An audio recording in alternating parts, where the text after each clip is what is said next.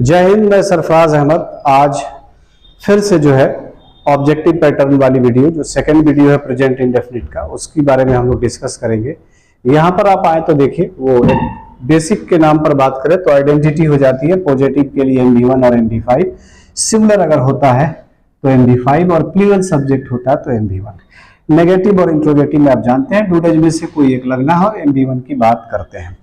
अब एक थीम है और वो ये है भाई कि to express planned future action. Planned future actions यानी वो सारे काम जो फ्यूचर में होने हैं लेकिन इसकी प्लानिंग हो चुकी है, यानी कि प्लान्ड फ्यूचर एक्शन में मानेंगे। तो जब भी प्लान्ड फ्यूचर एक्शन को बताना हो तो प्रेजेंट इंडेफिनिट की जरूरत पड़ती है। अब फिर वही बात करूंगा कि आप इन सारी चीजों को छोड़ के यहाँ आइए और इंडिकेटर्स को देखिए। तो इंडिकेटर्स में हमने जो लिखे हैं, सबसे पहला टुमारो है, फिर नेक्स्ट के साथ एक्स है, फिर इसके बाद इन मंथ है और ऑन के साथ डे। कोई भी डे हो ऑन के साथ, मंथ कोई भी हो इन के साथ आएगा, और कोई और टाइम नेक्स्ट के साथ आएगा एक्स और टुमारो। अगर ये सारे सेंटेंस में दिखाई दे जाए तो अब आपको कुछ नहीं करना, बस आपको ये समझना है कि ये सब प्रेजेंट इंडेफिनिट टेंस को ही रेफर करेंगे, क्योंकि ये इंडिकेटर्स बताते ही हैं कि कौन सा सेंटेंस किस टेंस में होगा, किस काम को दिखाना है। अब कुछ सेंटेंस लिखें, जैसे पहला सेंटेंस है द प्राइम मिनिस्टर, पहला ऑप्शन है इज कमिंग, फिर कम्स है, विल कम है, और यहां पर अगर देखिएगा तो इंडिकेटर क्या आ गया है, टुमारो की बात हो रही है, और जाहिर सी बात है प्राइम मिनिस्टर की बात है तो ये प्लान्ड ही एक्शन होगा। तो यहां पर इज कमिंग नहीं होगा और यहां पर विल कम नहीं होगा, बल्कि क्या होगा, the prime minister comes tomorrow. दूसरा सेंटेंस देखिए लिखा है शी, और ऑप्शन क्या है, इज लिविंग, दूसरा है लेफ्ट और तीसरा फिर है लीव्स फॉर गोवा, और यहां पर इंडिकेटर्स नेक्स्ट के साथ क्या आ गया है, वीक आ गया है, नेक्स्ट के साथ वीक आ गया है।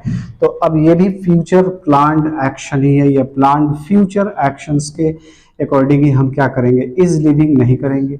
लेफ्ट तो ये तो पास्ट में चला जाएगा, बात फ्यूचर की ही हो रही है, तो आपका ऑप्शन हो जाएगा लीव्स। फिर थर्ड क्वेश्चन अगर देखें, लिखा है द कॉलेज, ऑप्शन है विल रीओपन, और फिर इसके बाद रीओपन्स, और यहाँ पर इंडिकेटर के फॉर्म में देखें तो लिखा है इन जून, जून में खुलने की बात हो रही है, तो पहले तय हो जाता है कॉलेज खुलने की बंद होते ही, तो इसका मतलब विल रीओपन नहीं होगा बल्कि रीओपन्स होगा। माय ब्रदर विल रिटर्न, और फिर रिटर्न्स, दो ऑप्शंस आपके पास हैं, ऑप्शन 4 भी हो सकते हैं, 3 2 हमने ऐसा समझाने के लिए दिया है। इंडिकेटर के तौर पे क्या आ गया यहाँ पर देखिए, तो ऑन संडे आ गया। क्या आ गया भाई बोलिए, तो ऑन संडे। ये बता रहा है कि ये पहले से प्लान्ड है। तो ब्रदर की बात करें तो विल रिटर्न नहीं बल्कि क्या होगा, my brother returns on Sunday. ये इस बात को बता रहा है कि संडे को आना प्लान है। फिर इसके बाद लिखा मिस्टर शर्मा इज रिटायरिंग, दूसरा ऑप्शन है विल रिटायर और तीसरा ऑप्शन है रिटायर्स।